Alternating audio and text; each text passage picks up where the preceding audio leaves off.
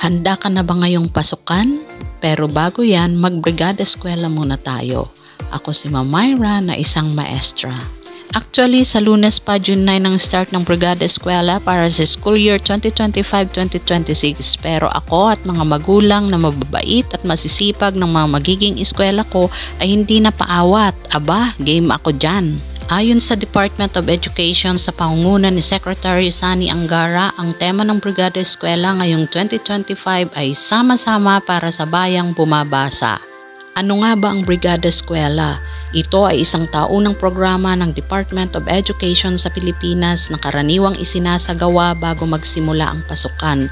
Ang layunin nito ay ihanda ang mga paaralan para sa pagbabalik ng mga estudyante sa pamamagitan ng pagkilos ng buong komunidad, mga guro, magulang, mag-aaral, barangay officials, NGOs, private sector at iba pa. Ano-ano nga ba ang ginagawa pag Brigada Eskwela?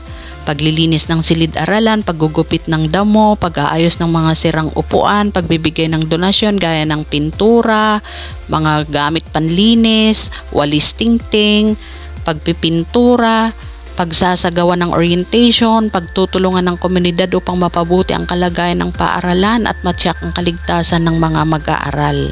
Kaya ayan na nga, inumpisahan na ang pagpipintura ng mga upuan, paglilinis at ganoon din ang pagpipintura ng mga bintana. Maraming salamat nga pala kay Donna na siya ang nanguna sa ating gawain at ganoon din syempre sa iba pang mga magulang na tumulong at yung mga hindi naman nakapunta, salamat sa inyong mga donasyon. At dahil dyan, madami na nga kaming nagawa. Siyempre, nagutom naman kami. Kaya nagpunta naman kami sa Sean Restaurant na may special dish na malabon na located sa Maharlika Road, Bitas, Cabanatuan City. Tapos nga ang ilang minutong paghihintay, dito na nga ang special palabok na may kasama pang puto kutsinta.